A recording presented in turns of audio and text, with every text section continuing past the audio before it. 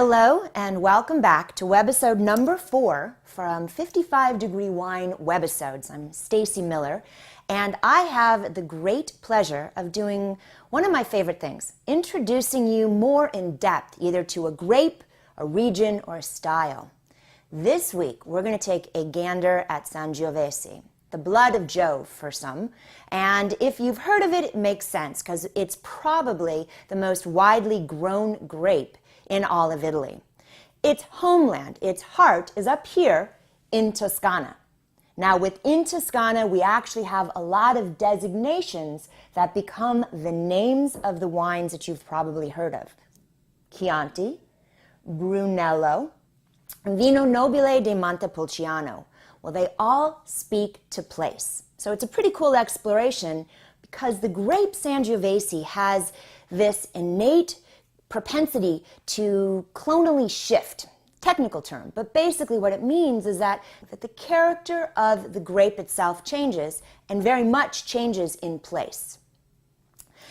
I have put together a grouping of wines from our retail store and very often have the opportunity to bring them downstairs to taste. Let me show you just a few of them and then we'll taste a couple together.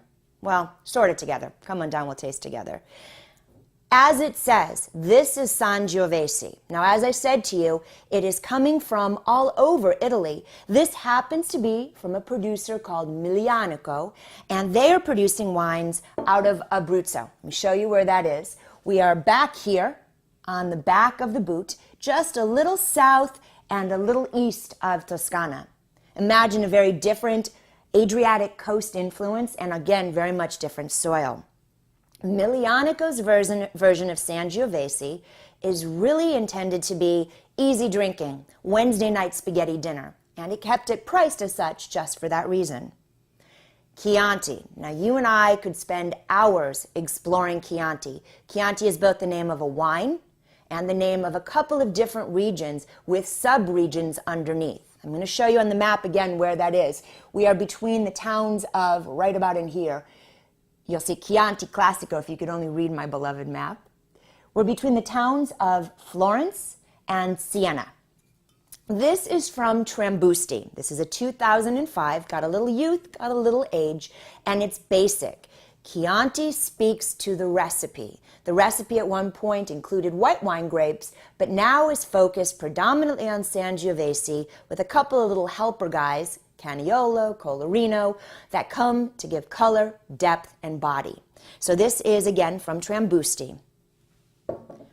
First wine I'm going to taste is another clone of Sangiovese. It's called Morellino, the little brown one. And this is Morellino di Scansano. Now, where we are is in a smaller region in Tuscany.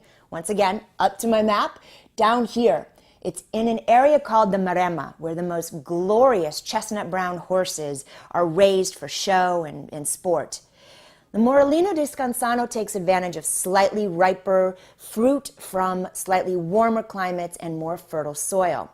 So this is Ventoso Morellino di Scansano with the windy Ventoso pig gracing the label. And this is from Santa Vincenza, which you wouldn't know by reading the front. Let's take a taste. Look at that color, bright purple. Now, one of the reasons why the other grapes are blended in is because Sangiovese very quickly drops its color, but this ripe Morellino clone of Sangiovese is richer, riper, and the color shows. Wow, definitely a fruit-driven version. Dark cherries, almost plummy, not quite. Let me think boysenberries, low on the spice, and let's give it a taste.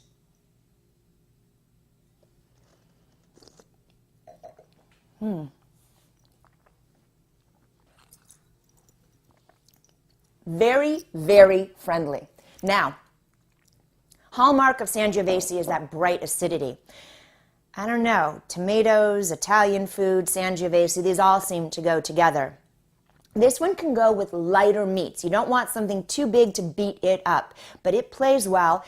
And I honestly think it would work well with an antipasto platter with salamis and prosciuttos and whatnots as well. Really delicious little wine.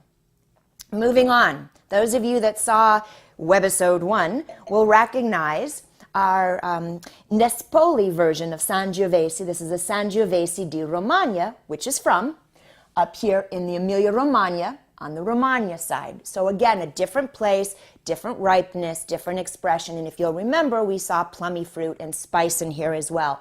One of my favorite Sangioveses in the store because of the flexibility of its flavor profile. I'm cheating, taking advantage of the fact that I'm on camera and get to do this.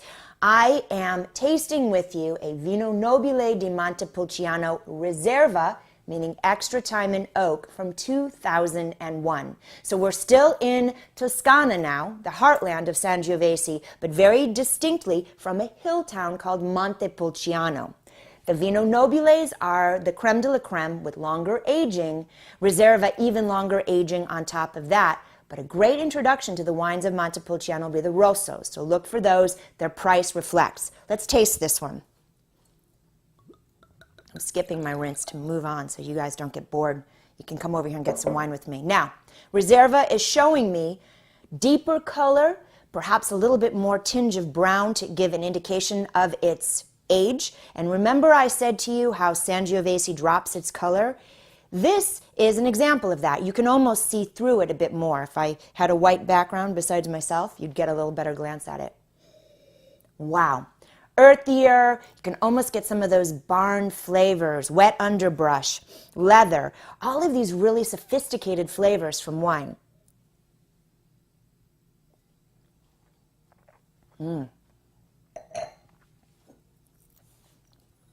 Still an 8-year-old wine, but its acidity is still vibrant, not aggressive, but definitely means that with each bite, it's helping to clear your palate. Flavors more of red fruit. We've moved away from the plummy, spicy things of the Morellino, something a little bit more elegant and perhaps a bit more true to what we'll find in Sangiovese. The last is from a Chianti Classico producer. This is Le Balze. This is one of their flagship wines. We're in the heart of Toscana, once again in the Chianti region. Il Poggiolino made the distinction to do a 100% Sangiovese, meaning they broke the rules and the recipes of that DOCG. Okay? Therefore, this glorious wine only gets what's called an IGT rating, Indicazione Geografica Tipica, showing grapes of the region, but not following the rules of the DOC. Phenomenal wine that we are pouring, believe it or not, downstairs in the cellar with our Sangiovese tasting. So, keep your eyes peeled for our various special night tastings. Tuesday nights are a bit more educational. Sometimes on Thursdays and Fridays we'll play with something as well. Encourage you to visit our website, 55 Degree Wine, to see what's on the menu for this week's tastings. Come on down and taste with us, or come into the shop and get some advice on Sangiovese. Thank you. Stacy Miller, over and out. See you next time. Bye.